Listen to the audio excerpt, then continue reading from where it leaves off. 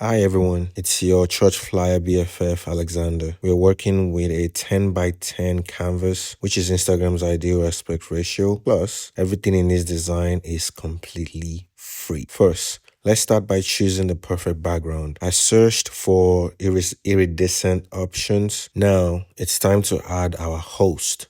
After uploading the image, I remove the background and adjust the placement to fit well within the composition. Positioning is key here to ensure that the flyer looks balanced. I layer the image carefully to ensure it works with our next elements. Next up, I searched for light leaks.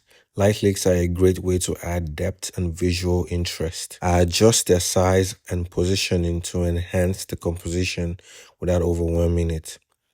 By blending this into the background, we get a flyer that feels both modern and dynamic. Now it's time for the title text.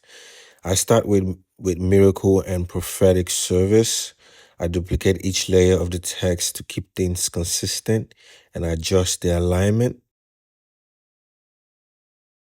Placing the text behind the host image to create a three-dimensional effect. To give it a bit of more style, I apply a subtle curve to the title text, adjusting the curvature to about 13 for a slight but effective bend. To add even more depth, I incorporate a line graphic from Canva's Elements library. You can easily find this by searching for line. Once found, I rotate and expand the lines. Then I duplicate the lines and mirror them to enhance the overall symmetry of the design. I revisit the title to make sure it's visually aligned, not just technically aligned in the document. One thing is to make sure things look balanced to the eyes, not just by numbers.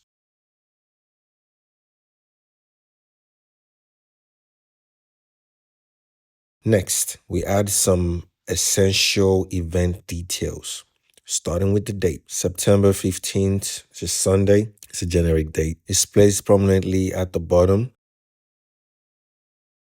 I adjust the line spacing and size for optimal readability.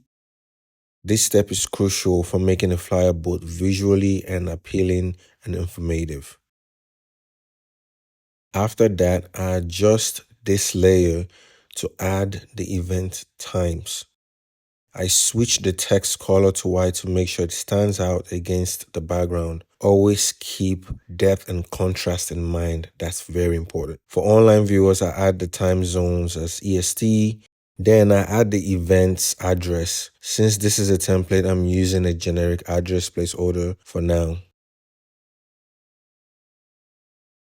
Once again, I tweak the line spacing and placement to ensure it looks clean and organized. Next, I duplicate the layer to add contact phone numbers. This is important for anyone who might need more information about the service. Don't call that number though. It's just a placeholder.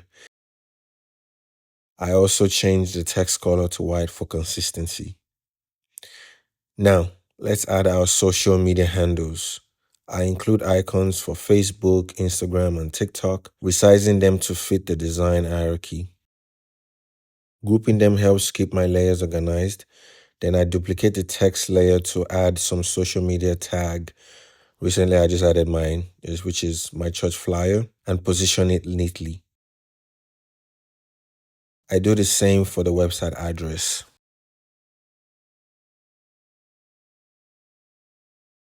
For the final touch of the title, I add the and symbol to the text and include our host name, which is Ben Johnson.